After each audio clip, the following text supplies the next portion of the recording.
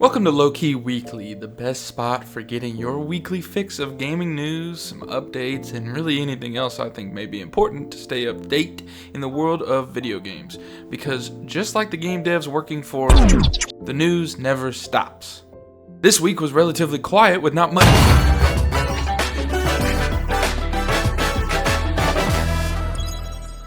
I don't think you need me to run through everything in the Switch Direct show, but if for some reason you missed it 3 days later, here you go. And I'm only going to pick the things I care about the most. If you want everything that was in that show, then this is probably not the best spot for getting your weekly fix of game news. Sorry. Silksong is officially coming out in 2025, probably?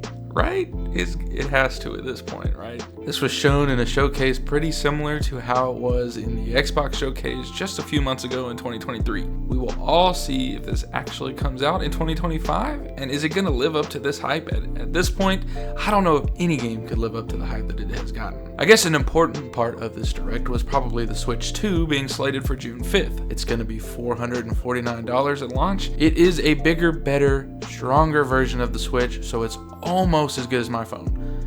I'm just kidding. But Nintendo says that they are targeting 4K 60 FPS 1080p if you're in handheld on quality mode, and it's going to be 1080p 120 FPS and 720p in handheld mode if you're in performance mode. And that's just for the home screen. Imagine what it will be like for the games. The Switch is looking to follow up on the massively popular Xbox Kinect by adding a mic built in on the Switch and a separate purchasable Nintendo Cam that you can use to play games with your friends in something pretty new to Nintendo products, a dedicated game chat, where you can even share your game screen with friends. They promised it will mute all blenders in the kitchen, but we will see how it handles vacuums on June 5th. It is worth noting that as of Friday, April 4th, Nintendo made a statement that in order to assess potential impact of the tariffs and the evolving market conditions, they are going to delay the Switch 2 pre-orders, which was going to be April 9th. And as of now, they have said that the launch date is unchanged. In an article from GameIndustry.biz, they do make it sound like that several people who are much smarter than me don't think that they are going to change the Switch 2 price after this news. But I guess we will be waiting and seeing. The games are the most important part of the show,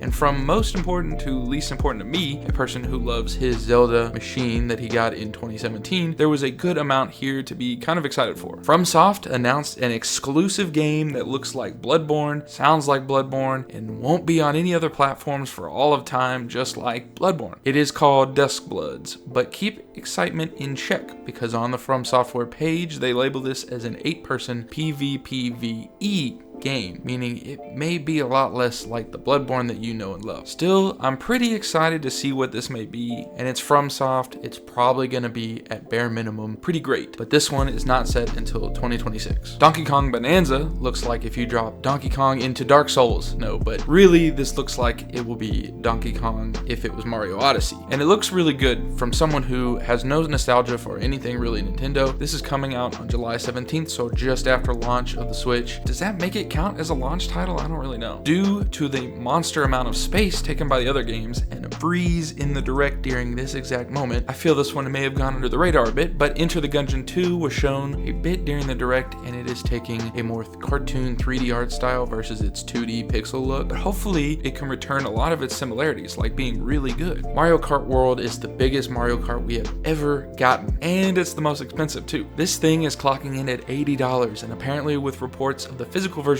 being up to $90. But from a gameplay stance, this does look really big and awesome and has a whole open world element to it, and from past experience, we know that open world racing games do really well. If you get the bundle with the console, the game is really only $50, so are you even spending any money at that point? Switch Online is adding GameCube to the online library, bringing back a select group of games from that era with plans to add more, but this includes Legend of Zelda Wind Waker, and that's pretty nice. The Wheelchair Rocket League game Drag X Drive was actually kind of interesting. I'm not gonna lie, it looks kind of crazy, and I really want to try and see what it could be like. Elden Ring is going to be be there to no one's surprise, and they better have a Mario helmet in the game, or was it really worth it? There were a lot more games in the show, but if you want to get the full list, that is not very low-key of you. Pricing on the console and some of the games really have taken a lot of the discussion from the Switch Direct, but Nintendo has always been about quality, so we will have to see how it pans out coming out in June, when all 1,000 of the devices they made for this year are shipped to the US and stopped at the border while on the boat with the Toyotas. In other news, Ultron and Emma Frost are coming to Marvel Rivals soon, with the announcement of Season 2 coming on April 11th. And they also said that they plan to start releasing a hero every month starting in Season 3. So we'll have to see if they're able to keep up with that content fountain, because that is a lot of heroes over a short amount of time. I have a video on this already, but can't forget to mention that Jagex, the RuneScape and old school RuneScape dev, have announced a new survival crafting game called RuneScape Dragon Wilds, which will be in Unreal Engine 5 coming very soon to early access. Tencent, the Chinese mega company, has invested more than $1 billion into Ubisoft, and I'm sure that more money is all Ubisoft was needing to keep itself running. But they said they will focus on developing Ghost Recon and the Division franchises and growing its top performing games. As a fan of the modern Assassin's Creed games, I also know that Ubisoft has been trying to dig itself out of a giant hole that they have been living in for probably quite some time. With games like AC, The Lost Crown, Immortals, Rising Phoenix, and The Division even, I really would like to see what they could do if they weren't so Ubisoft. Bungie's upcoming game, Marathon, their X account tweeted a cryptic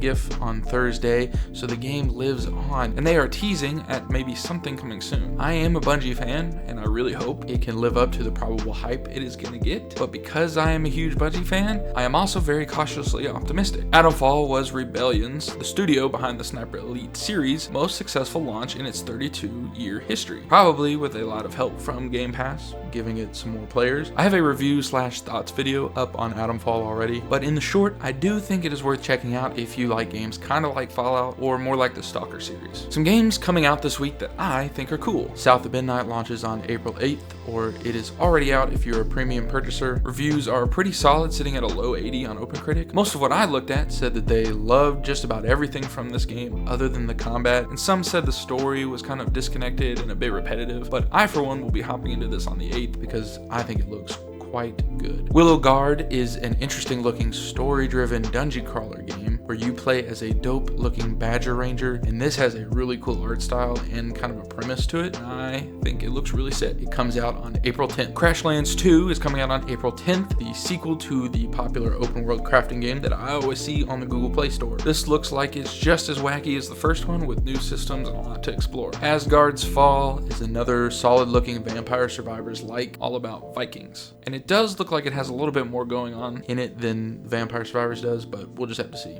And that is a wrap on the week. If I missed anything, maybe it really wasn't that big of a deal. Thoughts on anything I talked about?